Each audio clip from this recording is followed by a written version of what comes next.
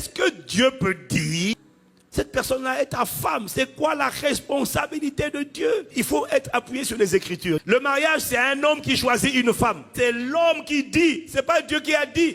La responsabilité de Dieu, c'est d'emmener, c'est de connecter. Dès que tu dis Dieu a dit, alors que Dieu n'a pas dit, tu utilises son nom en vain. Tu as le droit d'aller vers une sœur en disant j'ai la conviction, j'ai envie de t'apprendre à te connaître. Mais tu n'es pas obligé de dire Dieu m'a dit que c'est toi. Dieu ne t'a rien dit, tu ne la connais même pas. Au temps biblique du Nouveau Testament, Dieu ne parlait pas sur le mariage des gens et Dieu n'influait pas dans le choix. Qui, au temps biblique, prenait la décision de marier sa fille ou de ne pas la marier? Le père. Dieu n'était pas dedans. Et dans plusieurs familles, jusqu'à aujourd'hui, c'est le père qui décide avec qui l'enfant se marie.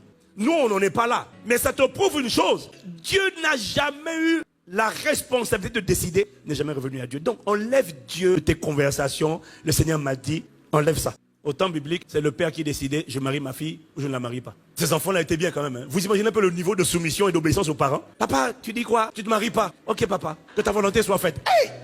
Seigneur, quelle génération ils avaient, hein? Quelle époque. Hein? Aujourd'hui, chez nous, tu vas entendre les imprécations et les malédictions et les paroles de ménage, papa. Faille sur toi. Sans effet. Je suis un majeur, vacciné, j'ai... Aïe! Mais au moins, ce que ça nous prouve, c'est qu'on ne mettait pas Dieu dedans. Quand tu vas dire à une sœur, Dieu m'a dit, elle t'a pris au sérieux. Et tu as dit ça au début de cheminement. Quand tu apprends maintenant à la connaître, et que le Dieu qui t'a dit là, alors c'est marrant parce que tu dis qu'il t'a dit, mais tu lui demandes maintenant encore, Seigneur, révèle les choses cachées. Parce que ça, c'est la prière qu'il ne faut jamais arrêter de faire. Mais au fur et à mesure que tu avances, même si tu ne demandes pas ça tous les jours dans tes prières, si tu es quelqu'un qui craint Dieu, quelqu'un qui aime Dieu, quelqu'un qui est attaché à Dieu, dans le cheminement, Dieu va te révéler les choses cachées que tu ne voyais pas. Il y en a qui tu vas révéler que la sœur que tu as vue là, tu n'as pas voulu admettre. Tu t'intéressais à elle pour sa beauté. Tu as oublié que la Bible dit que la grâce est vaine, la beauté est trompeuse. Plus tu l'approches, tu commences à voir, elle a une manière un peu insolente quand même de... Elle te casse, hein, elle te répond. Il n'y a même pas de douceur, de respect, d'humilité. Ah non frère, c'est le mariage. Hein. Ici on est en Occident, ici on dit, chacun dit ce qu'il pense. Je te dis les 4 vérités, tu me dis les 4 vérités. Qui compte, c'est ce que je te dis et c'est comme ça qu'on parle. Moi c'est comme ça dans ma famille on parlait. Excuse-moi mais je vois pas pourquoi. Non mais la Bible dit quand même de... Tu vois, il y a quand même la pondération. C'est quand même le chef, quand même. Tu parles au futur chef. Oh, chef ou pas, excuse-moi, mais ici c'est la vérité. Hein. Là le frère commence à dire, elle est mignonne mais pasteur. Mais à l'intérieur elle n'est pas mignonne. Hein. Son âme n'est pas mignonne. Son âme n'est pas mignonne du tout. Ou alors tu découvres des facettes de la sœur. Et des fois elle a tendance à mentir, manipuler. La Bible dit mieux vaut habiter à l'angle d'un toit pour un homme que de partager la demeure d'une femme querelleuse. Aïe, aïe, aïe, aïe. Mais tu veux dire quoi? Aïe, aïe, aïe. On n'est même pas encore mariés, on commence à cheminer, mais quand on n'est pas d'accord, la manière dont tu parles, le ton de ta voix, l'homme a besoin de respect. Il n'a pas besoin que tu l'aimes, que tu fasses à manger. Il a besoin que tu le respectes d'abord. Parle au moins avec respect, avec courtoisie. Le frère, il découvre du coup que la sœur, quand elle parle, elle n'a pas le protocole du respect. Et quand ça persiste, le frère qui est sage va dire, on te demande frère alors, c'est comment? Pasteur. Je me pose vraiment des questions. Sur quoi? Tu as dit que c'était elle, non?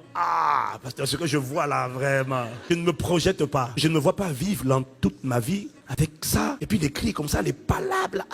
Et qu'est-ce que tu vas commencer à faire? Sœur, ça va? Bon. Gars, il commence à reculer petit à petit, il commence à reculer. Quand tu es en phase de cheminement, tu apprends à connaître la personne. Tu ne la connais pas. Elle va te piéger avec cette phrase. Mais tu as dit Dieu t'a dit. Maintenant, tu es en train de reculer. Donc, tu mentais alors. Elle va te faire passer pour quelqu'un qui n'est pas spirituel, qui est immature. Donc toi, tu utilises le nom du Seigneur en vain. Je pensais que tu craignais Dieu, ça me déçoit. Elle est en train de te rabaisser, mon frère.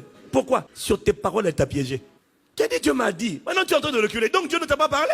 Mais pourquoi tu m'as dit que Dieu t'a parlé? Maintenant, toi, tu vas dire quoi? Oui, mais Dieu aussi a parlé, il vient de changer d'avis. Dieu ne change pas d'avis, frère. Reconnais que tu as parlé trop vite, demande pardon. J'avais dit Dieu m'a dit, mais en fait, c'est pas Dieu. C'était moi qui voulais m'intéresser à toi. Fais marche arrière. Demande pardon quand tu sais que tu as menti. En fait, tu n'as pas fait exprès de mentir. Tu as cru que c'est comme ça qu'il fallait faire pour paraître spirituel. Mais en fait, il n'y a pas besoin de mettre Dieu dedans. J'ai le droit de m'intéresser à quelqu'un. Quand tu vas prier, parce qu'il faut prier, pour demander à Dieu sa volonté, Dieu va te révéler, est-ce que vous êtes en harmonie? Il va permettre des concours de circonstances qui vont être pour toi un message, des moyens de savoir, d'avoir des réponses aux questions que tu te poses. Moi, je suis attaché à Dieu. Moi, j'ai soif de Dieu. Est-ce que cette personne a soif de Dieu? Il va y avoir des concours de circonstances où la réponse va venir. Si tu dis, Seigneur, est-ce que c'est lui? Est-ce que c'est elle? Oui, pose cette question. Mais Dieu ne te dira pas c'est lui ou c'est elle. Non, Dieu te montrera qui est la personne. C'est toi.